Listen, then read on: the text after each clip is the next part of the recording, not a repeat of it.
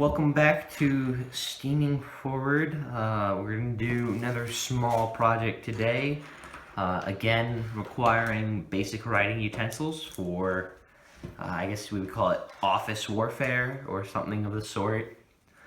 So for today, you're going to need 4 pencils, preferably unsharpened. Definitely all of them are going to need to be the same length. You're going to need 7 rubber bands, but I've only got 1 normal sized one. So what I'm going to do to substitute for this is I'm going to use some tiny ones on my joints, and you'll see what I'm talking about in a bit here. So the basis of this is going to be, oh, and 1 pen also. There. So the basis of this is going to be that we're going to be putting these together with the rubber bands in a cross fashion, and with the rubber bands wrap them down and then use the pen, just the housing. So we're going to be taking it apart just like last one, and for those of you who don't know what that is, there will be a link in the description below to see what I'm talking about, where we'll be pulling it out and just using this empty tube almost. So go ahead and do that. And then, first step, like I said, we're going to do this next. You're going to take 2 of the pencils, take a rubber band, and just start wrapping them up as best you can to keep them from coming apart.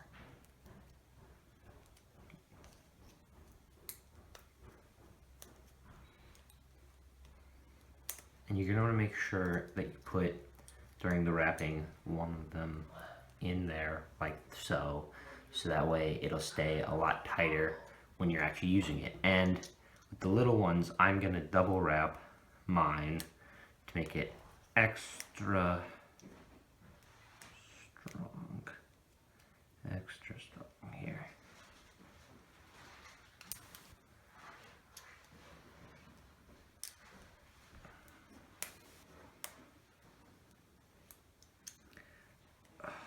There we go. Nice and tight and hard to pull apart. So do the same thing on the other side. Wrap it up real good.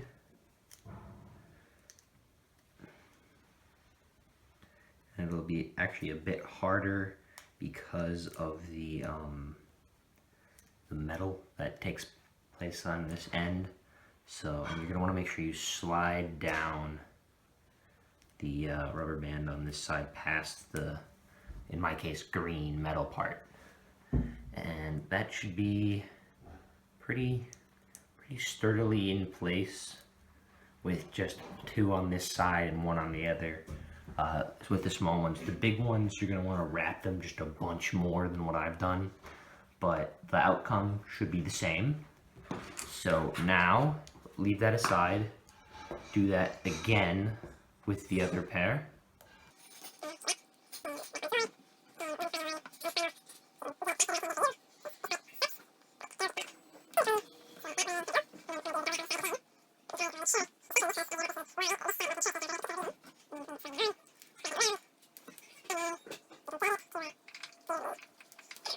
Pencils should be nice and tight. So this is part of the reason why, especially on at least your second one, you want to double wrap up here, because that's going to be how you attach these to make your cross section right there.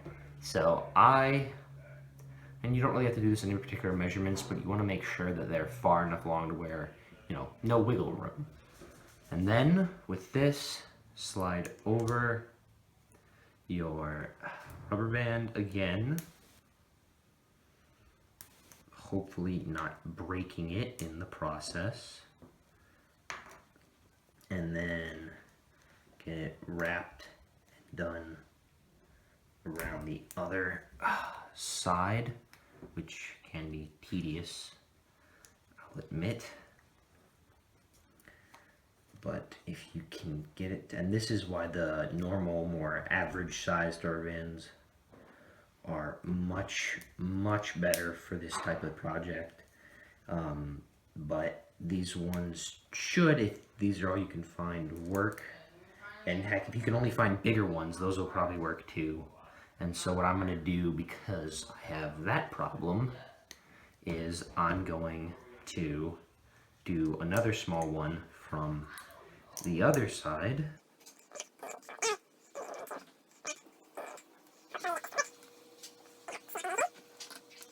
There we go. Nice and tight, pretty sturdy. Spin it around, looks good. So next part is going to require one piece of equipment that I did not put out at the beginning, which is going to be tape. 12 seconds later. And it doesn't really matter what type of tape you use. I'm just going to use basic Scotch for mine. Oh, and then of course you do have to remember to pull out this thing, which can be a pain. If you can just get your nail under it, it should slide right off. So for this part, put your pen cap about yay far down, in between the rubber bands for sure. Won't be too big of a deal. And if you can actually rest, if you want to slide up your rubber bands, or you need to slide up your rubber bands to do this, try and rest it on the rubber bands, on like the front and the back one, because that'll keep it from what you're shooting from getting caught in the rubber bands as it fires out, because this is going to be our barrel. See? So now it's gonna fall off. So now take our tape and we just wrap onto the pencil and the other part of the pencil.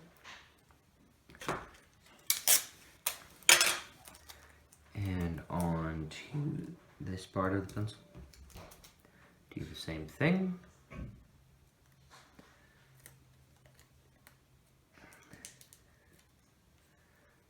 And the best parts about this is you can take this apart and still use everything, even the pen, if you have the type I'm using, which I suggest, by the way. So there's our base part.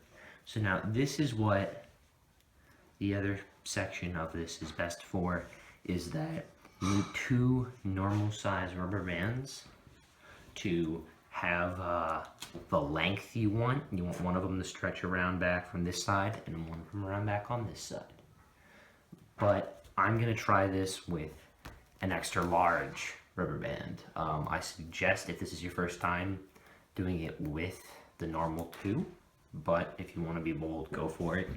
But I think it's just easier to do it this way if you can't find anything. Obviously, the only option is the only option, but in the case of those watching, try the other way first. Especially considering you will get more length out of the 2 than you will with this 1. For that exact reason, I just broke mine. But it still actually goes back pretty well. So what I'm going to do is, I'm just going to stretch this under and tie it off, because problem with this big one is wherever you set it in, one side of it can have more length than the other part, but still. So now you got that, and then the last bit of use for the tape is to make a small folded square.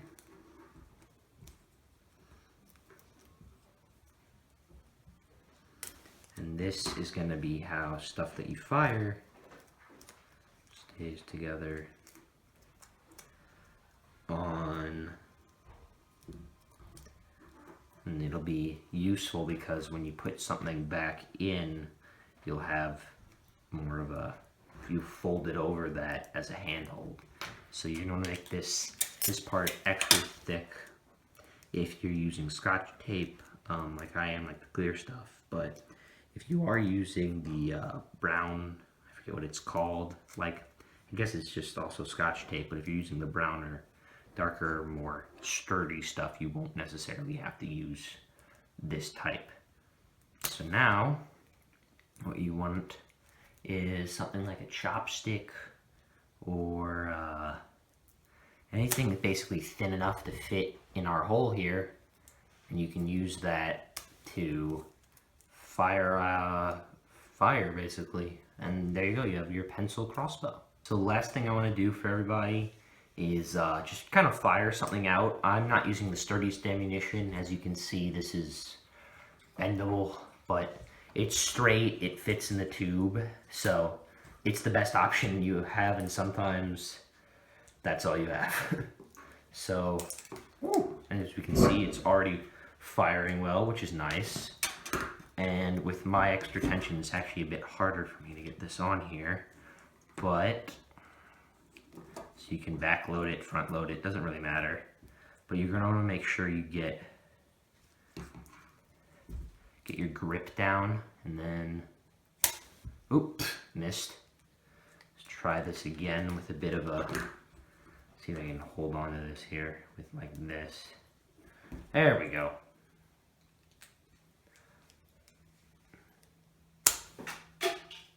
That went pretty far. My dog just stood up because he heard it hit the wall. So I think that's a testament to the ability of this thing to shoot something pretty far. Again, I believe I said this with the last one. Hopefully I said this with the last thing I made, which was also shooting based. Don't shoot this at animals or people. Make targets. It's better that way. I guess if you're friends and you put on goggles and shot at each other, might be alright. And it really does also depend on what you're using. I'm using a plastic straw that the worst I can do is hit someone in the eye and hurt them, but you hit them in the arm, sting a little, but it won't be enough to puncture wounds or anything like that. Whereas if you found like a pen that had like a longer, you know, inkwell and shot that, you could actually stab someone bad with this metal tip. So don't do that, especially considering you possibly could go to jail if you hurt someone. I don't know. I'm not a law expert. Just showing you how to build a thing. What you do with it is not my responsibility. So yeah, that's our pen, pencil, and rubber band crossbow.